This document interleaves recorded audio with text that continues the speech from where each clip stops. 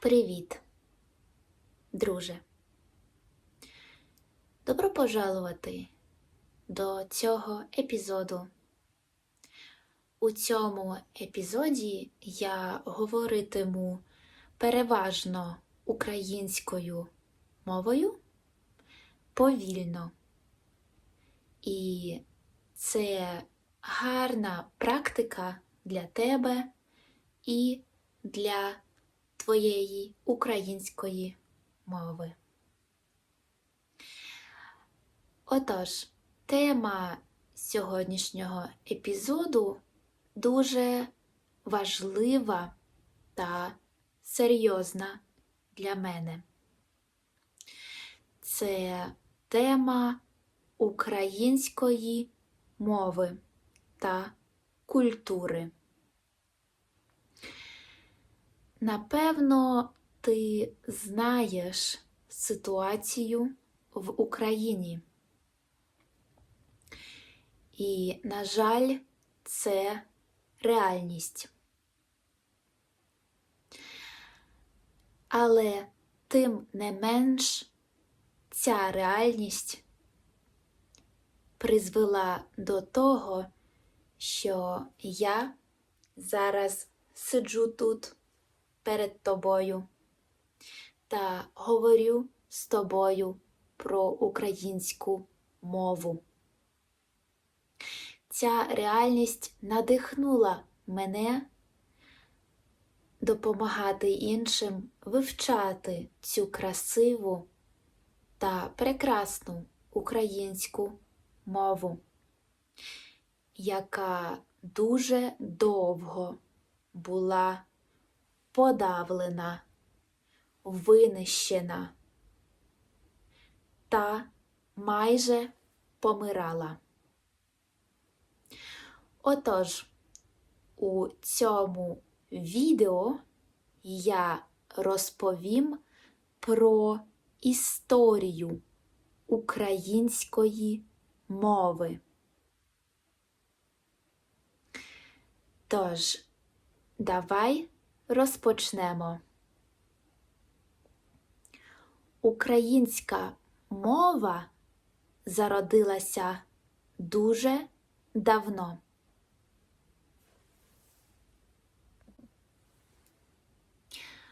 Уже вечоріє, тому я увімкнула світло. Отож, я хочу поділитися з вами короткою історією української мови та її культури.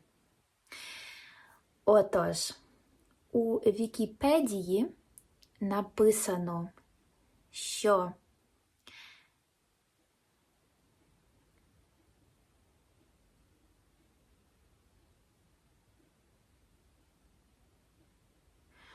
українська мова зародилася у VI та VII столітті та почала виділятися у X та XIII столітті, що є одним з етапів розвитку української мови.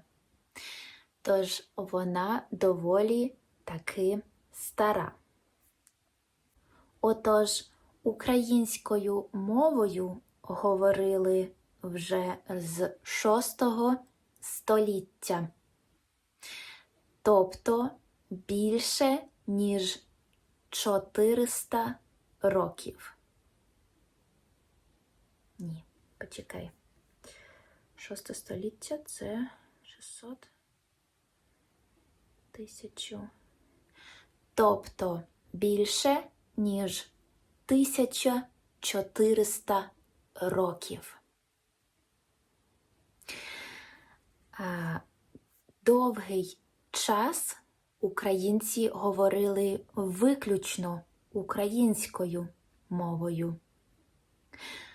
Тож, чому зараз українці говорять російською мовою?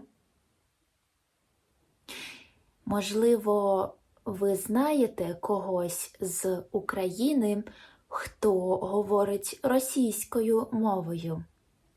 Я, наприклад, народилася на сході України, у місті Суми, та в сім'ї говорила російською мовою. Тим не менш, школа була на українській мові. Отож, подивимося на причини, чому в Україні переважно говорили довгий час російською мовою, а не українською. Отож, у розділі «Русифікація та утиски української мови в Московії та Російській імперії» у статті в Вікіпедії можна прочитати, що 1622 року указом царя Московського Михайла Федоровича та його батька патріарха Філарета було наказано зібрати та спалити на пожежах книги українського друку з суворою забороною будь-коли в майбутньому купувати такі книги. Отож, у 17 столітті почалась активна русифікація української мови з боку Російської імперії. Які причини цього, ви можете запитати? Напевно, це було невигідно Російській імперії, що існує інша мова попри російської мови. Адже Україна тоді була частиною Російської імперії. Тобто вона була окупована Російською імперією. Отож, аж до 1914 року, до 1914 року указом Миколи II про заборону української преси закінчилась русифікація української мови. Тобто вона відбувалась десь 200 років. 200 років українську мову було русифіковано, подавлено та знищено. У школі я вивчала, що українську мову подавляли різними способами. Наприклад, спалювали книги, ув'язнювали та вбивали відомих українських діячів, забороняли українську пресу, українські школи, українських вчителів звільняли з роботи, і всіх, хто говорив українською, ув'язнювали та цурали. Тож, тепер можна зрозуміти, чому українська мова довгий час була подавлена. І чому багато українців зараз говорять російською мовою, Або, що ще гірше, на мою думку, суржиком. Суржик – це така собі мішанина між українською та російською мовою. Такої мови, як суржик, не існує. І вона дуже ріже слух, коли я чую її. Отож, після того, як я розповіла вам про історію української мови, перейдемо до сучасності. Через війну багато українців збагнули, що в Україні слід говорити українською мовою, адже російська мова для Росії. І я вважаю, що це правильно. Однак я нікого не засуджую, хто балакає російською. Але для себе я обрала з початком війни говорити виключно українською мовою.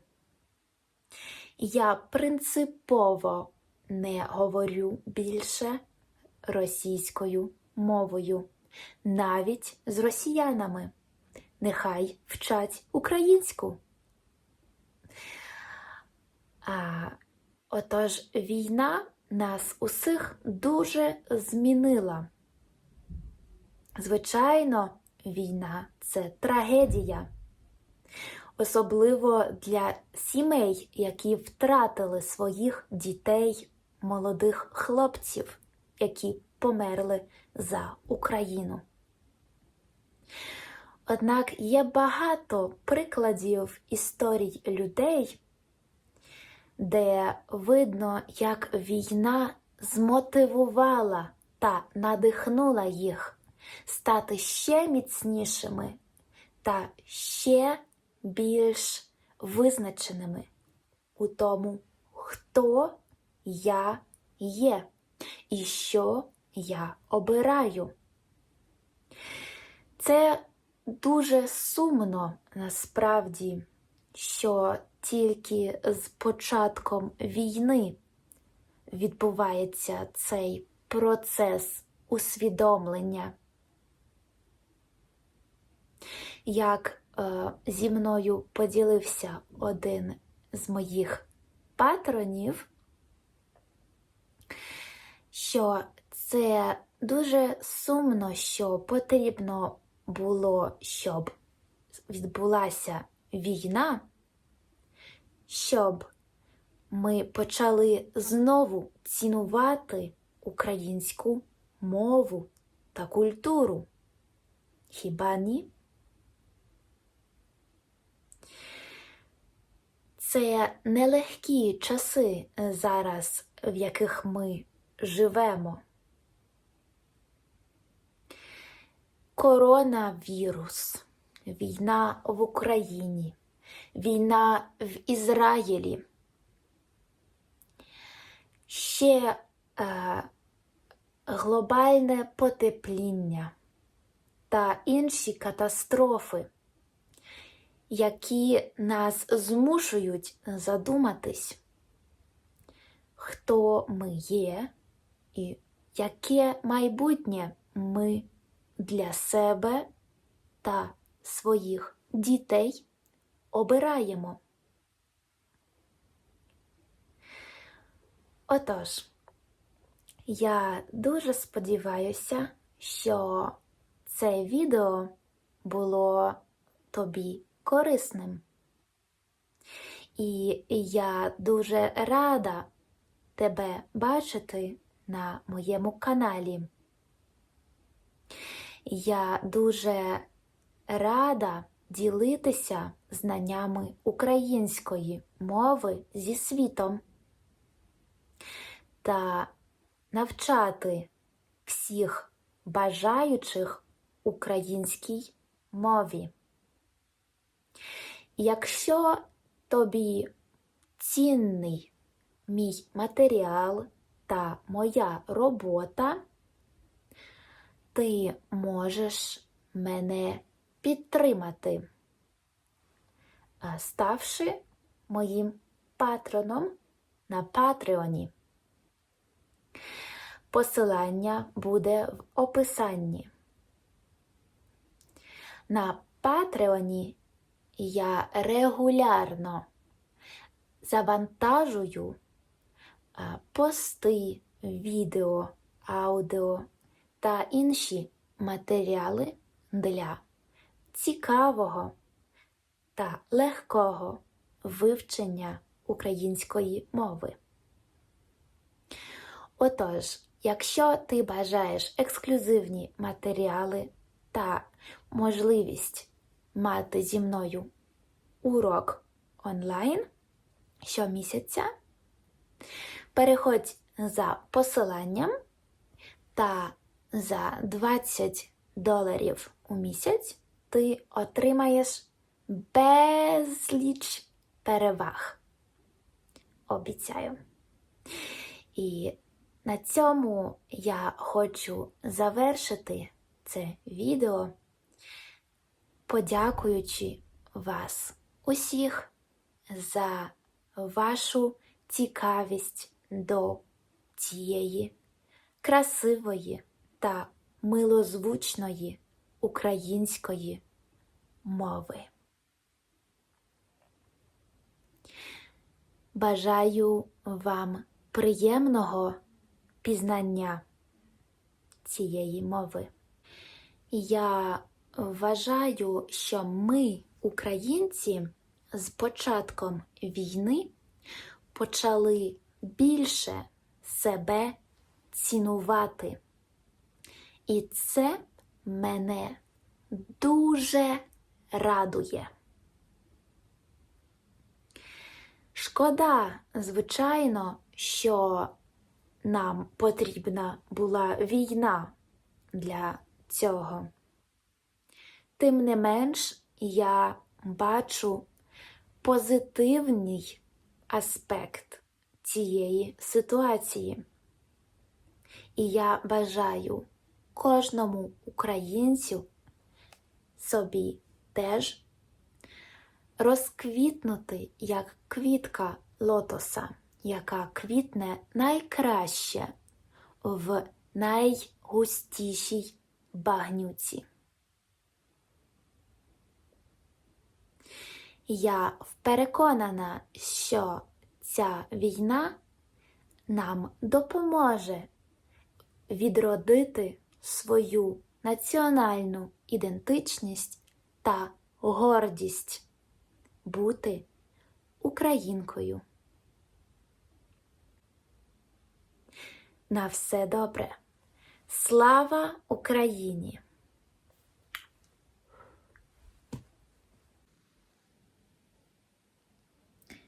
Тобі сподобалось це відео? Ти хочеш більше матеріалів для вивчення української? Завітай до моєї сторінки на Патреоні. Приєднуючись до суспільства патронів, ти отримаєш додаткові ексклюзивні матеріали для цікавого та розважаючого вивчання української мови. Тож, ставай членом суспільства патронів. Посилання в описанні. Скоро побачимось! Фарба.